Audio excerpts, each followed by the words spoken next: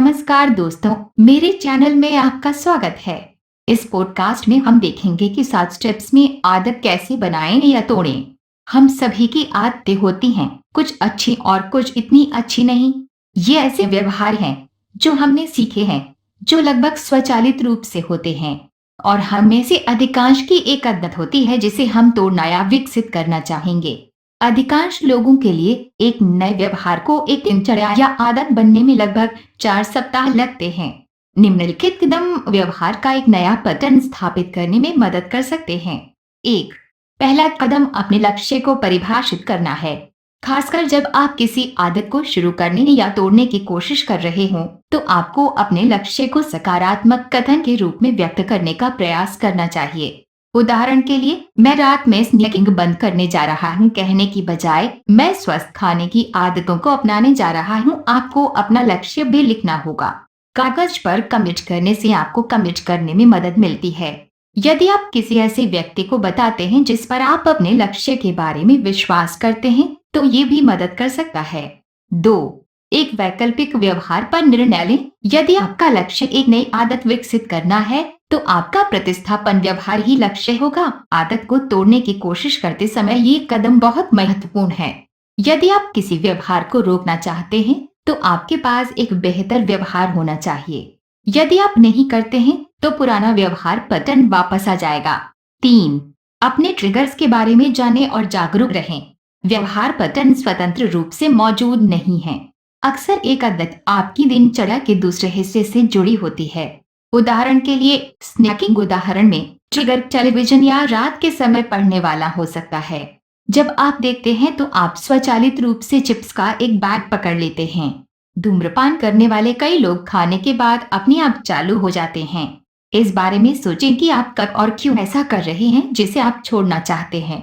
4, अपने लिए reminder post करें।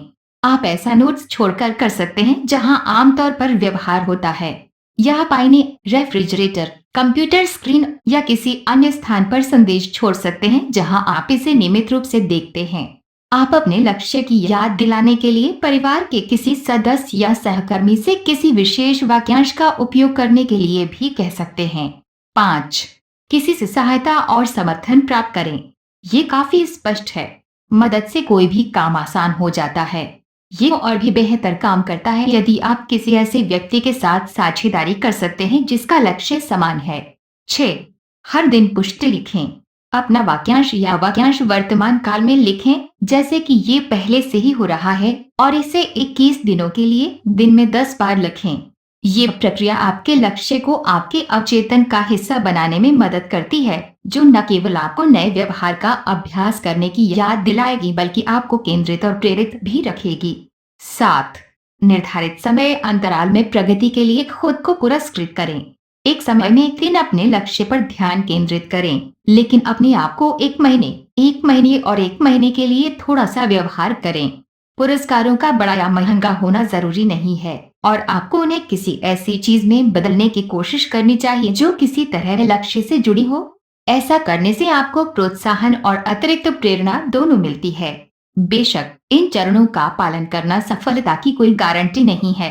अभ्यास के आधार पर अंततः परिवर्तन करने के लिए कई प्रयास करने पड़ सकते हैं, लेकिन अगर आप इसका सम्मान करते हैं तो आप इसे कर सकते हैं। सौभाग्य, मुझे आशा है कि आपको 7 चरणों में आदत बनाने या तोड़ने का विचार मिल गया होगा। तो अगर आपको पॉडकास्ट पसंद है तो लाइक बटन दबाएं। अगर आपका कोई सवाल है तो हमें नीचे कमेंट करें, और अगर आप मेरे चैनल पर नए हैं तो मेरे चैनल को सब्सक्राइब करें और उसके बगल में नोटिफिकेशन बटन दबाएं। तो मुझे सुनने के लिए धन्यवाद। आपका दिन शुभ हो।